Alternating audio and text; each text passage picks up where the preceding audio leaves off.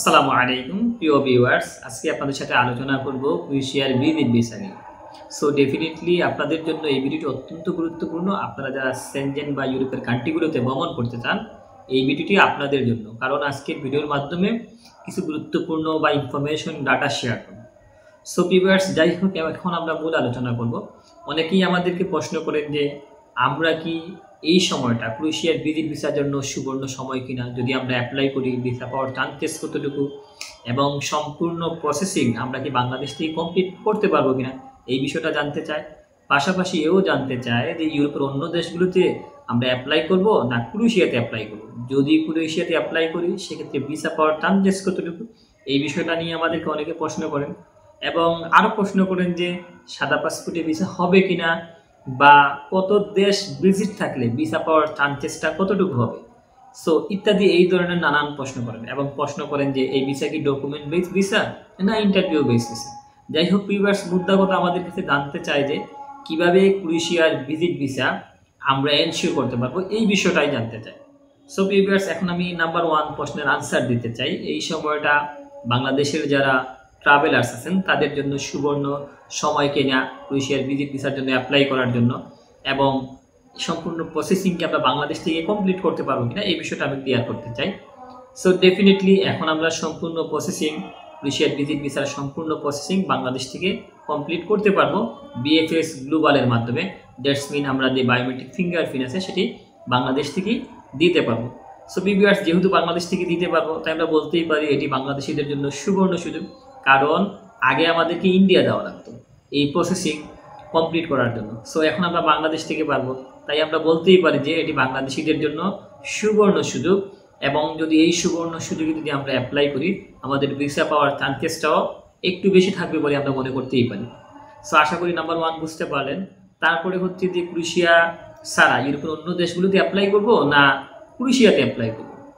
Definitely viewers, আপনারা যারা ইউরোপের মতো দেশগুলোতে ভিজিট ভিসার জন্য আবেদন করবেন, আমি মনে করি যে আপনারা ইউরোপের অন্য দেশগুলোর তুলনায় যদি ক্রোয়েশিয়াতে অ্যাপ্লাই করেন সেক্ষেত্রে ক্রোয়েশিয়ার ক্ষেত্রে ভিসা পাওয়ার চান্সেসটা একটু বেশি থাকবে বলে আমরা মনে করি। কারণ ক্রোয়েশিয়া আগে কোনো সেনজেনভুক্ত দেশ ছিল না, যা 2023 সালে আনুষ্ঠানিকভাবে ইউরোপ বা ইউরোপীয় ইউনিয়ন বা সেনজেন অন্তর্ভুক্ত হয়।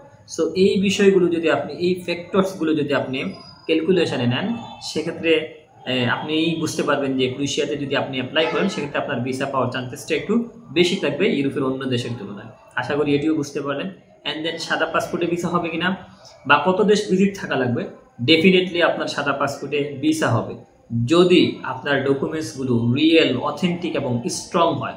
দ্যাটস মিন আপনি যদি আপনার family grounds, financial status, social status, এই বিষয়গুলো ডকুমেন্টসগুলো সুন্দরভাবে যথাযথভাবে যদি আপনি ভিসা কনসুলারের সামনে উপস্থাপন করতে পারেন, সেক্ষেত্রে আপনার পাসপোর্ট সাদা হোক অথবা কিছু দেশ ভিজিট থাকুক, আপনার ভিসা পাওয়ার চান্সেসটা খুবই বেশি পেয়ে। সো কারণ এই ভিসাটা হচ্ছে সম্পূর্ণ ডকুমেন্টসের উপর নির্ভর করে। সেক্ষেত্রে আপনি যদি কিছু দেশ ভিজিট করলেন বাট আপনার ডকুমেন্টসগুলো যদি এলোমেলো বা স্ট্রং না হয়, সেক্ষেত্রে আপনার ভিসা পাওয়ার চান্সেসটা ভিজিট থাকার পরেও, কিছু দেশ ভিজিট থাকার পরেও আপনার ভিসা পাওয়ার চান্সেসটা কমে যাবে। তাই আমরা বলতেই পারি যে আপনার পাসপোর্ট সাদা হোক অথবা ভিজিট হোক, আপনাকে সর্বোচ্চ ফোকাস অন করতে হবে এই আপনার ডকুমেন্টসের উপর। ডকুমেন্টসগুলি যদি স্ট্রং হয় এবং রিয়েল অথেন্টিক্স হয়, সেক্ষেত্রে আপনার ভিসা পাওয়ার চান্সেসটা খুবই বেশি হাই হবে বলে আমরা মনে করি। তারপর যেটা ডকুমেন্ট বেস ভিসা কিনা, অলরেডি আমি এক্সপ্লেইন করে দিয়েছি যে এই ভিসাটা সম্পূর্ণ ডকুমেন্টসের উপর নির্ভর করে। 99.9% ক্ষেত্রেই এটা ডকুমেন্টসের উপর নির্ভর করে। সো আমরা বলতেই পারি এটা একটি ডকুমেন্টস বেস ভিসা। সো আপনারা যদি ডকুমেন্টসগুলো সুন্দরভাবে রিয়েল অথেন্টিক্সভাবে ডকুমেন্টসগুলো সাবমিট করতে পারেন, সেক্ষেত্রে আপনার ভিসা পাওয়ার চান্সেসটা খুবই বেশি। তারপর এই ডকুমেন্টসের ক্ষেত্রে আপনারা একটি কাজ করবেন প্রিভিয়াস, এখানে যে কাভার লেটার আছে এইটাতে খুবই বেশি ফোকাস করবেন। কারণ ভিসা অফিসারকে এই কাভার লেটারের মাধ্যমে আপনারা সংক্ষেপে একটি মেসেজ দিতে পারবেন যে আপনার ফিনান্সিয়াল স্ট্যাটাস, পারিবারিক স্ট্যাটাস, সামাজিক স্ট্যাটাস, সবগুলো বিষয় আপনি সিম্পলি তাকে এক্সপ্লেইন করতে পারবেন। কারণ ভিসা অফিসার হয়তো বা সবগুলো খুঁটিয়ে খুঁটিয়ে দেখবে না, বাট কাভার লেটারটাকে সে খুবই গুরুত্ব দিবে।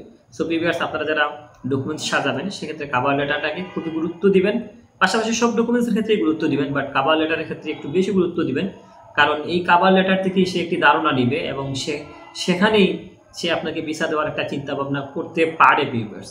তারপরে এখানে ট্রাভেল আইটিনারি যেটি আছে সেটিও আপনারা একটু সিম্পলিভাবে বা শর্টলি করে একটু দিয়ে দিবেন। আপনার ডে টু ডে আপনি ক্রোয়েশিয়া যাওয়ার পরে কী কী অ্যাক্টিভিটিস থাকবে, কোন দিন কোথায় অ্যাক্টিভিটিস হবে, এই বিষয়গুলো আপনারা ট্রাভেল আইটিনারিতে দিয়ে দিবেন ভিউয়ার্স।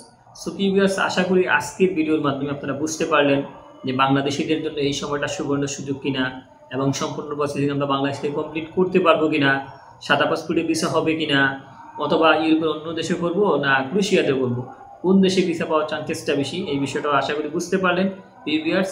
সো ভিউয়ার্স, আজকে আর কথা বাড়াতে চাই না, ভালো থাকবেন, আল্লাহ হাফেজ, দেখা হবে, কথা হবে পরবর্তী কোনো গুরুত্বপূর্ণ এপিসোডে।